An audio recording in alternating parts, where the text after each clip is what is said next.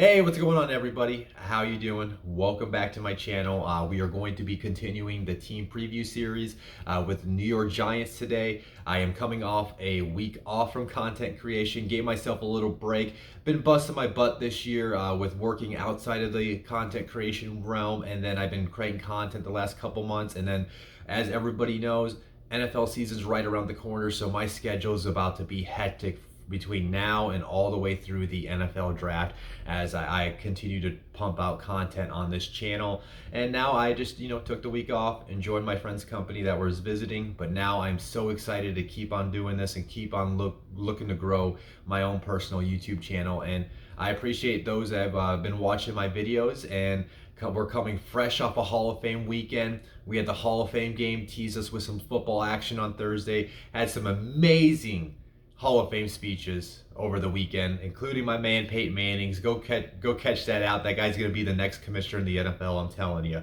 But let's go ahead and dive into this. Again, I'm speaking about the New York Giants. If this is your first video, or as a reminder to those that maybe have watched my videos in the past, how this works, I'm going to talk about your coach, how I feel about him. I'm going to look over the remaining cap space and notable guys that are entering a contract year that have been on the team over the last few years. Then I look at the offense, I look at the defense, I give my overall feelings. Now, as I go through this, I do try to give it a fantasy football perspective, as well as if I like the players and everything. And one thing to note, the projected starters, that is pulled from the Prospect Encyclopedia. That will be coming out here in the next week or so. There's been a slight delay on that. Once I have more details on that, I will let you guys know. And then if you see any stars next to any names on these graphics, that means they're in that book. They got a scouting report. Go check it out. To qualify for the top 22 list for the Giants, they had to be selected from the last 3 NFL draft classes, or from the last. They don't have to be selected. They could be college free agents, but they have to be from the last 3 NFL draft classes. And they have to have less than 12 career regular season starts. So these are guys that are, still gaining the NFL experience, still up and coming stars or future stars if they're entering the league this year as a rookie. So I'm gonna go ahead and get into this.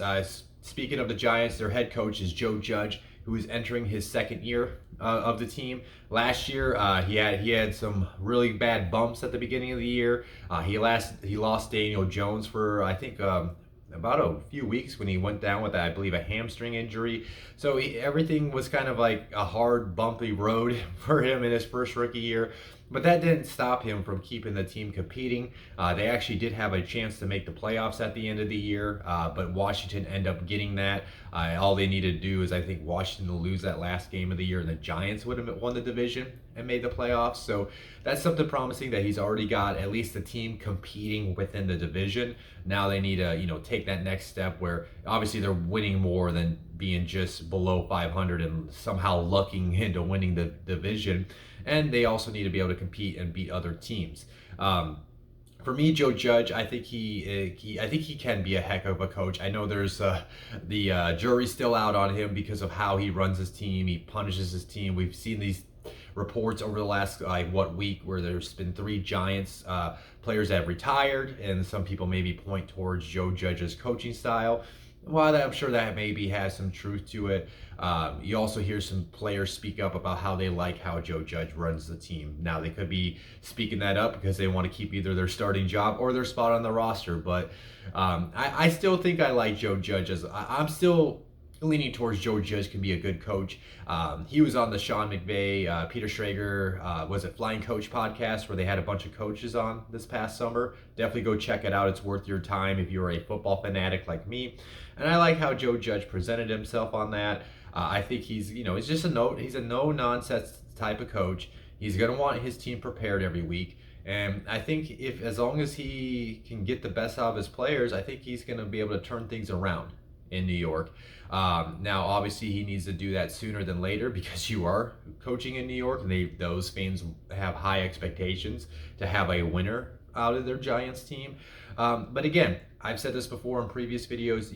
I believe you got to give a first-time ever head coach at least 3 years to implement his culture, implement his scheme, and get the players he wants. So I think you saw some promising things last year where his defense was good. The offense just needs to show some more consistency, and I think he can build a winning culture there in New York, and only time will tell. and we'll see if they can get that job done this year. I'm gonna go ahead and get into this then, though. Remaining cap space, they don't have much to work with. They have the second, as of last night, on overthecap.com. They have the second least remaining cap space at $2.5 million. That's not much to work with. That's basically enough to help you cover if you need to go grab some street free agents throughout the season because of injuries. So I'm not expecting any type of extension for those guys that are notable players entering their contract year. Now, maybe if they have some room in future years, maybe they could backload that deal where they're not having to play. They can maybe keep the player's salary at what it is for this year. But taking a look at those players, I'm not sure we're going to see anything. The only one player I could see them giving a contract extension to is Jabril Peppers. Peppers has been really good for the Giants over the last couple of years since he came over from Cleveland in the trade for Odell Beckham Jr. That's why they may want to give him an extension because they gave up Odell and that to the Browns. They may want to keep Peppers because he was part of that. But they do have Xavier McKinney as well, who they spent a second round pick on. I'm very high on him. He was my safety one in his class.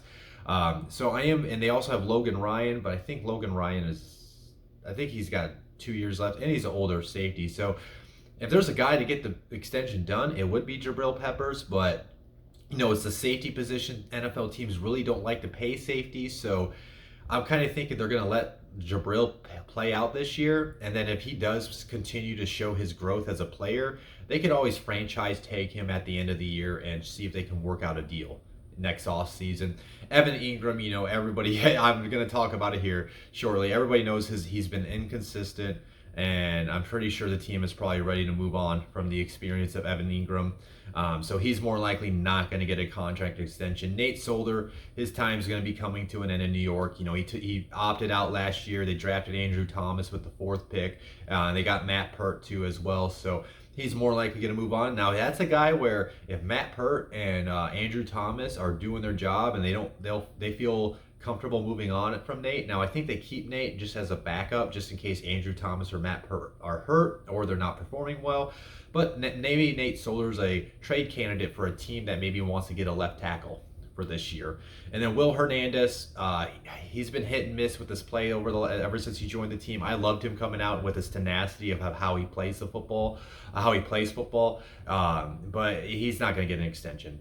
He's more likely going to hit the open market next year. But maybe if he balls out, New York does attempt to try to keep him on the roster. But I'm gonna keep this moving. We're gonna go ahead and dive into the offensive preview. Again, these projected starters are from the Prospect Encyclopedia. These are per Jack Duspo.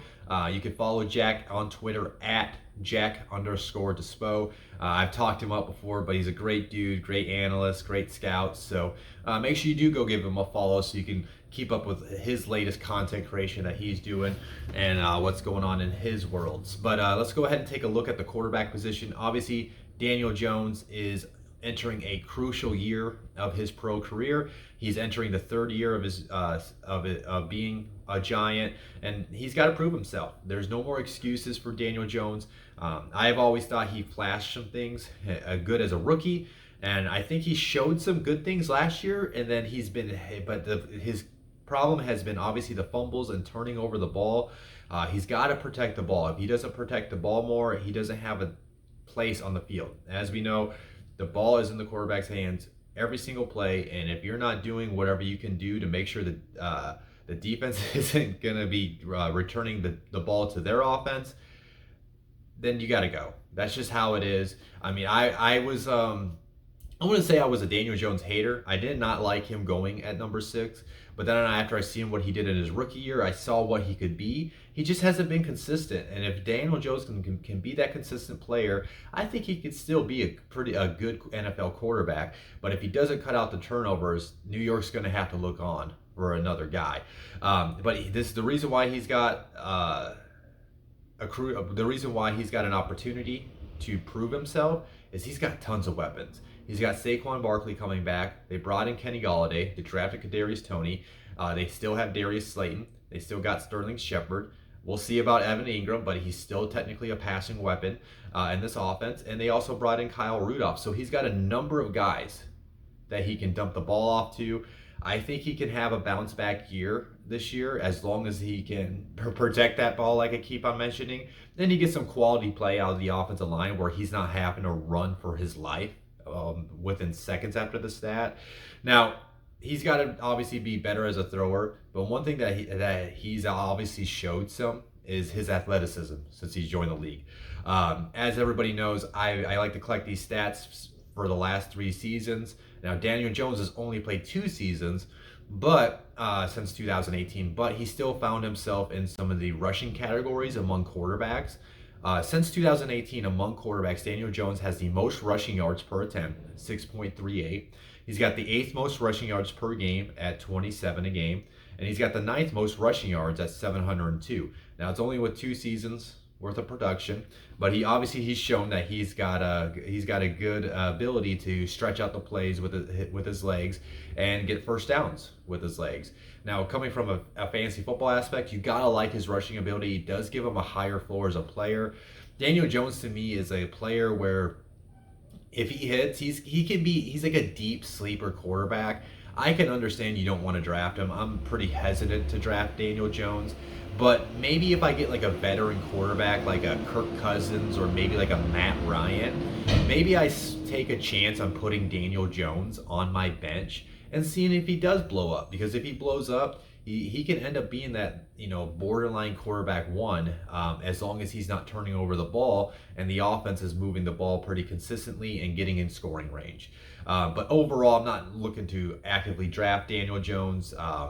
But I can understand the case why somebody would. He's more of like literally your last round pick. You already have your quarterback set, and you're just taking a chance on him on your bench to see if he does indeed come out swinging in September. Now, moving on to the running back position, this is what a lot of people are curious on as far as is Saquon Barkley worth the draft selection, especially in the top 5 this year? And I definitely would say yes. I am a big Saquon Barkley fan. I love watching him play the game. He's got unlimited speed.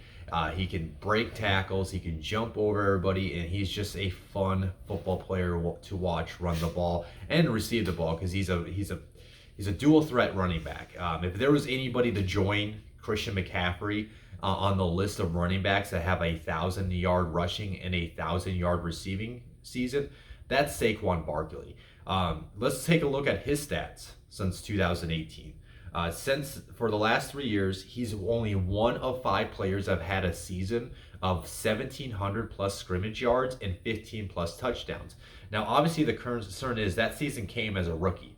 And over the last couple of years, he's had to deal with injuries. So obviously, we just want a healthy Saquon Barkley because when he's healthy, he produces. And this shows it right here. Saquon Barkley, since 2018, is also one of 9 running backs that have averaged 50 plus rushing yards per game and 25 plus receiving yards per game. So what you're getting out of Saquon is you're going to get a high floor out of him. I mean, he's averaging basically 75 yards a game when he's on the field. Again, he just has to get on the field. And then just to look at these other ones, for Barkley since 2018, he's got the 3rd most receiving yards per game. He's got the 3rd most fantasy football points per game. Now these are, of course, are all among running backs. 7th most receptions, 7th most receiving yards, and he's got the 9th most rushing yards per game. So he's a productive back. He's a fun watch. He's an explosive playmaker. When he's on the field, he produces, and all we want to see is 17 games out of Saquon. For me, if I'm in the top 5, top 6 or 7, and that's where he's kind of going right now as far as in the mock drafts I've been doing, I'm willing to take the gamble on him. If I'm picking, 5th, 5 through 7. If he falls to me, I'm willing to take the gamble on him because I know when he's on the field, he's going to get you points. And then you also know that at the end of the day, he's the most talented player on that team. It's my last year. I'm taking a chance on him. If he gets hurt again, I think I got to move on from Saquon. But he's the one person I think that can get drafted outside of the top 5 that can finish as the number 1 fantasy football player this year in the year of 2021. I'm gonna go ahead and keep it moving. Now, if his backup, now here's one thing to note. It did came out this morning that he's gonna be coming off the PUP list.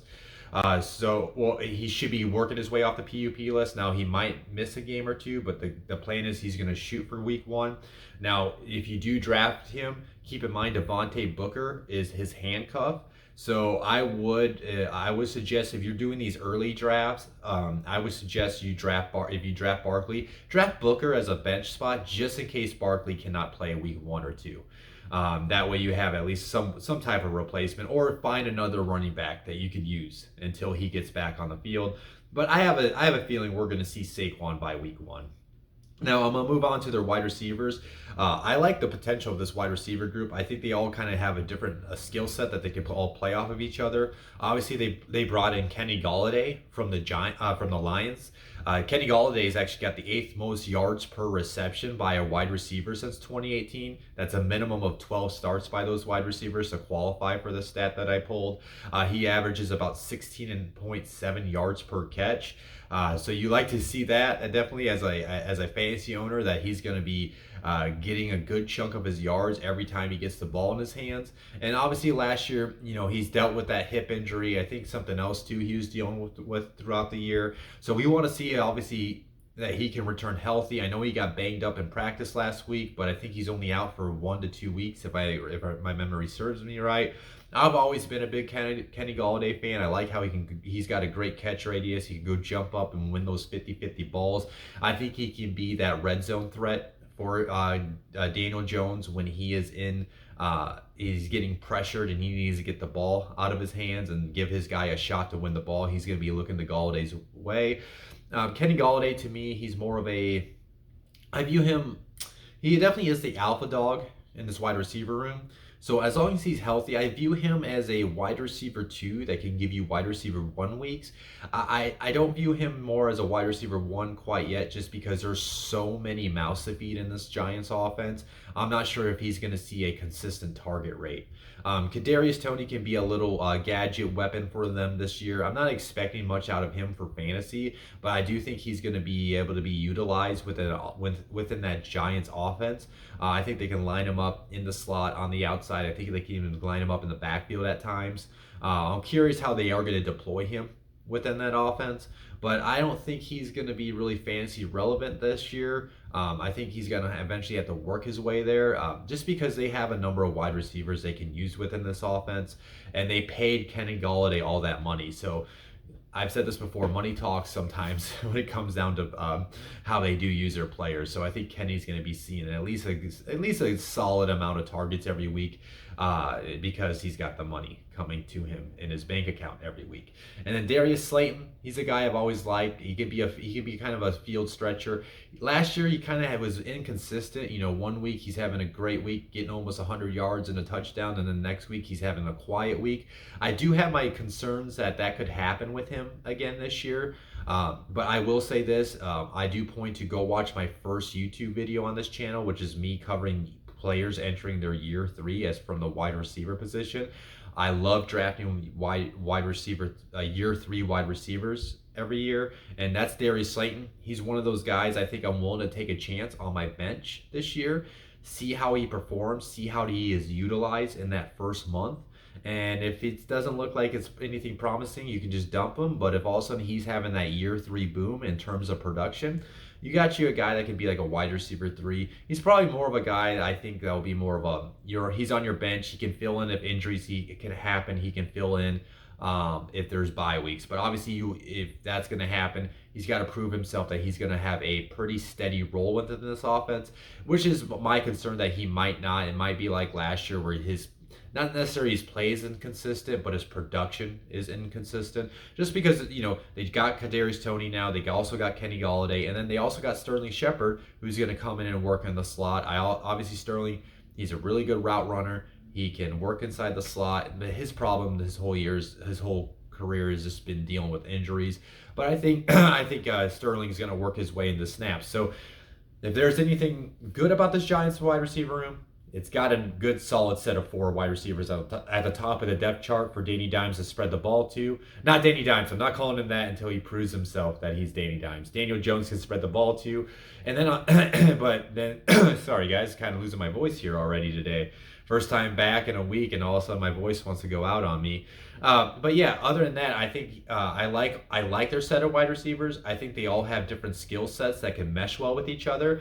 And if the offense can get to clicking, if Daniel Jones can deliver, not turn over the ball, I think this can be a nice little passing attack, especially go with their tight ends, which I'll go ahead and move to, is Evan Engram and Kyle Rudolph. Really quick on Kyle Rudolph, as you can see from the right side, they brought him in from the Vikings. He actually has the ninth most receiving touchdowns by a tight end since 2018 at 11. Now, I don't think Kyle Rudolph is worth a fantasy football selection, but I do think he's a great team addition for this team because now they can go double tight end sets as well. So that's something they can mix it up and be a threat within the passing attack, especially as they get closer to the red zone. And then in terms of Evan Engram, I've kind of already talked about his inconsistencies as a player.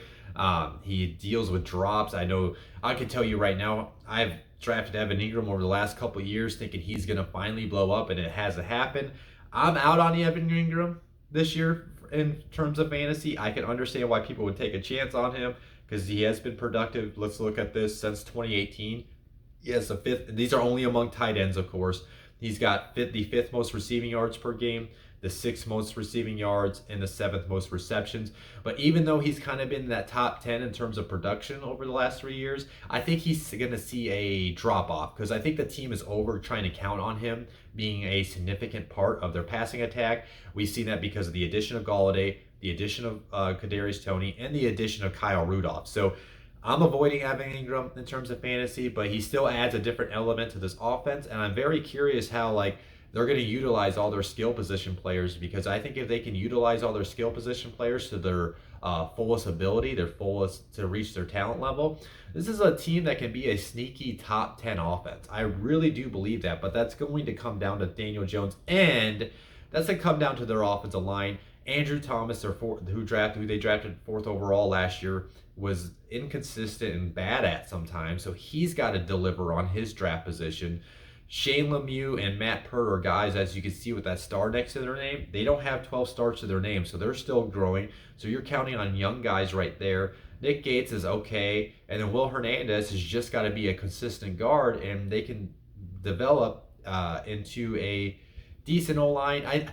I like Lemieux, I like Hernandez, I like Pert, and I do like Thomas. I thought he had a high floor as a player entering that draft class. So they got something there. Jury's still out. I'm going to say they're more of an average line, maybe even below average, probably. I would say below average right now. Maybe I'm giving them too much credit saying average, maybe because I'm betting on their potential. But if they could just be adequate enough and give Daniel Jones at least enough time to get the ball out of his hands and he doesn't have to run for his life after the snap, I mean, I can see this, like I said, I can see this offense developing into a top 10 offense based on their skill position players alone. And then if Daniel Jones can play like a number 6 overall pick at the quarterback position, they have some potential to be a very high potent offense. But if the job's not done, they might have to blow up this entire unit and start all over again. And then I'm just going to go ahead and keep it moving. I kind of spent a lot of time there on that offense because of all the stats. And then I'm going to move on to their defense. Again, this is projected starters from Jack Duspo. Give Jack a follow. And their defense is what I'm very intrigued by, because that was a defense that was sneakily very good last year. They were giving good teams problems. They were giving the Bucks problems on that one Monday night game, I remember. And I think this is a defense that has the potential to be a top 10 defense this year. I like the combination of Leonard Williams and Dexter Lawrence up front. Here's a stat on Leonard Williams. He's got the 7th most quarterback hits since 2018 at 66.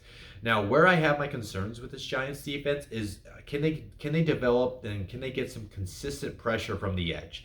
I mean, they brought in Ryan Anderson. I like Azeez Ojulari from Georgia. I think if he can deliver as a rookie, That's really going to make their defensive front even much better than what it already is. And then Blake Martinez, he's a very solid linebacker that does a good job with his role. He actually has the second most solo tackles since 2018. He's got 274. So he's just a consistent player that can get the job done within that middle of the defense. Lorenzo Carter, we'll have to see about him. He's kind of been up and down. Maybe they find somebody else like a Tay Crowder or one of the backups to come in at that inside linebacker position. We'll have to see, but I do trust Jack's projection of Lorenzo as a starter. But I do think some of these other backups, some of these other younger guys can push Carter with his position. And then their secondary to me, it's one of the more deeper secondaries. And then if all these guys can deliver on their talent, it could be one of the best secondaries in the league. James Bradbury, he's got the most pass deflections since 2018 at 45. Adoree Jackson, he was very inconsistent at Tennessee, but if he can develop some consistency, he can make a nice cornerback tandem with James Bradbury. They drafted Aaron Robinson. They also got Darnay Holmes, who I think can work in as a nickel cornerback. I really like him. And also Julian Love as a backup, who's more of like a cornerback safety hybrid type of player. So he can work in the rotation. And then they got a very good safety tandem between Jabril Peppers, who I already talked up, and also Logan Ryan. And Logan Ryan is actually one of 10 players that has a season of 75 tackles, 12 plus passing deflections, and 3+ interceptions since 2018. And so, I mean, you got to like what they have on the back end of their defense. Again, I talked up, they also have Xavier McKinney, who was their second round pick from last year. He was hurt at the beginning of this year. He was my top safety in his class. I think he can be lined up all over in that defense. So he's a versatile piece that they can use within this defensive scheme. If they can use all these players within that secondary, even their backups, man, like their backups, a couple of their backups, I like as potential starters too. So I like what we see out of this. I like what they have on this defensive roster. Like I said, I think if they could, if Ojulari or any of their current backups that are going to be coming off the edge, even if it's not just one player, even if it's just a collection of players, if they can find a way to just develop consistent pressure to go with Leonard Williams and Dexter Lawrence that are going to be working the interior of that defensive front, man, I like their ability to get after the quarterback. I think Blake Martinez does, like I said, he does his job well enough to cover the middle of the defense. And then I think you got basically a potential no-fly zone in the back end of their defense. So, I mean, this is, like I said, if there was a reason why the Giants will win the NFC East, I think it's going to be because of their defense. And then if their offense can, let me finish the defense out, and then I'll go into the overview. But yeah, overall, I think this is a top 10 defense. I guess let's just go ahead and end that right there. I think it's got a making of a top 10 defense. Now, I will say I do have some slight concerns outside of their secondary. If their linebackers and their defensive front start getting hurt, I do have some concerns over the depth in that area of the defense. And then week 1, they do got the Denver Broncos. I've already done my Denver Broncos preview. Please go watch that. I'm high on the skill position players of the offense in Denver, but I'm iffy on their quarterback position. So I'm kind of slightly favoring the idea of drafting the Giants defense to stream them against the Denver. But I think that I would look for other options. This is more of like, the other options I didn't like got drafted, so I'm going to draft the Giants defense to stream on week 1 against the Denver Broncos, because for those that don't know, I love streaming defenses. I'll switch my defense every week in fantasy if I have to. That's my team preview of the offensive defense. Overall, with this Giants team is going to come down to their offense. It's pretty simple. It's Daniel Jones's year to prove himself. If he cannot deliver on his draft position, if he cannot deliver on what the team drafted him to be, this team's going to have a very down year. Because if Daniel Jones is either bad or if Daniel Jones has to miss time, Mike Glennon's their backup. It's going to be a very long year if he has to see the field at any point. But at the end of the day, they have the skill position players to have a high potent offense as long as they can get at least adequate play out of their offensive line. So if Daniel Jones can just protect the ball, use his legs to keep the offense on the field, then I think I like the potential of what their offense can be. And at the end of the day, as long as their defense can deliver on what they have at the top of the depth chart on that side of the ball, you're talking about a defense that could be a top 10 defense if they can develop the consistent pressure off the edge. And this is a team that has the makings of a high floor team. This is a team that can, I view them more like a, see, this is a team where it's going to become, I keep on saying it's going to be coming down to Daniel Jones. If Daniel Jones can deliver and show us that time, if he could be Danny Dimes, this is a team that can finish anywhere between 9-8 to 11-6 and win the division, and probably not do much in the playoffs, but they can at least win the division, and maybe their defense can help them win a game or two in the playoffs. If Danny Dimes is who we saw for most of what we've seen the last couple of years, and he's just Daniel Jones who shouldn't win at the number 6 pick, this team's going to be like 5-11, no, 5-12, 6-11, 8-9, finishing below 500, and they're looking for a new quarterback while they maybe have a defense in place, skill position players in place. And then they're finding themselves hoping that they can find a guy to carry this team. I don't know if I feel like they're going to be in the playoffs or not. If I had to choose today, I think they're just going to be right there in the middle of the pack, and this is going to be a team that's going to be on Daniel Jones to finish the year strong and get them into that postseason. But yeah, that's my video for you guys today. I do appreciate everybody that has watched the previous videos. We are going to be continuing this series. Now, I do understand that people have their fantasy football drafts. They're going to be coming up right around the corner. So I'm going to be trying to pump out the rest of these videos and get all 32 teams done as soon as I can. Actually, I'm going to be spending today. I have some calls I have to hop on throughout the day, so I figure I might just give myself an off day and pump out my videos. So my next video will be the San Francisco 49ers, so you might be watching this one today, and I'm probably going to try to produce at least the San Francisco 49er video later today and pump that one out. So I do appreciate everybody watching this one, and yeah, I'll see you at my next one.